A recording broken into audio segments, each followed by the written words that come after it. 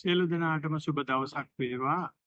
අද අපි සාකච්ඡා කරන්න යන්නේ ඊටාම වැදගත් මාතෘකාවක්. ඒක තමයි මේ සතිය වඩ아가න යද්දී බාධා ඇති වුනහම මොකද කරන්නේ කියන එක.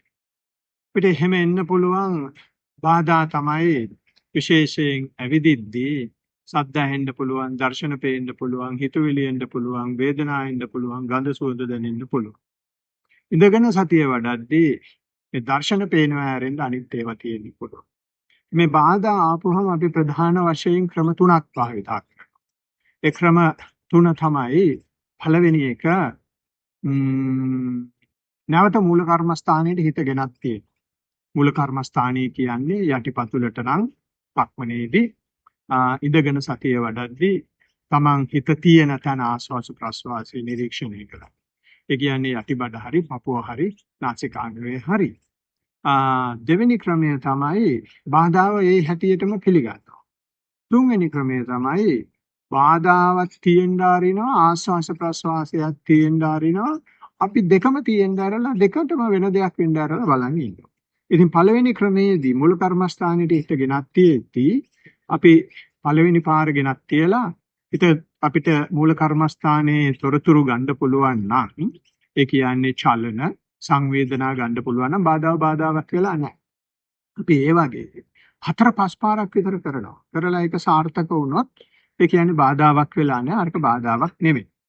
දෙවෙනි ක්‍රමයේදී තමයි අපි යන්නේ මේ පළවෙනි ක්‍රමයේ සාර්ථක නැත්තම්. ඒ සාර්ථක නැත්තම් කියලා කියන්නේ නිතරම ඒ බාධාවට හිත යනවා නම් ඒකෙන් අපිට පණිවිඩයක් ආවා. මේ මම දැන් මෙතන කියන එක මූල කර්මස්ථානයේ නෙමෙයි. ඒ කියන්නේ යටිපතුල නෙමෙයි, ආස්වාස ප්‍රස්වාසයේ නෙමෙයි. මේ ආපු බාධා.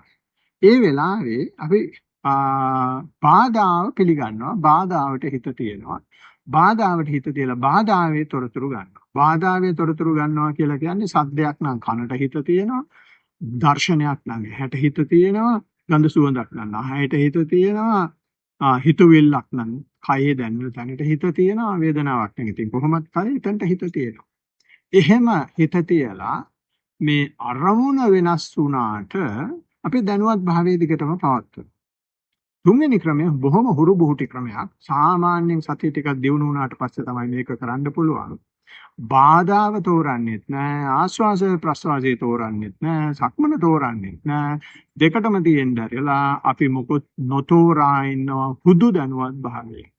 මෙන්න මේ ආකාරයට තමයි අපිට බාධා ආවොත් සතිය වඩද්දී බාධාවල් වලට අපි කටයුතු කළ යුත්තේ.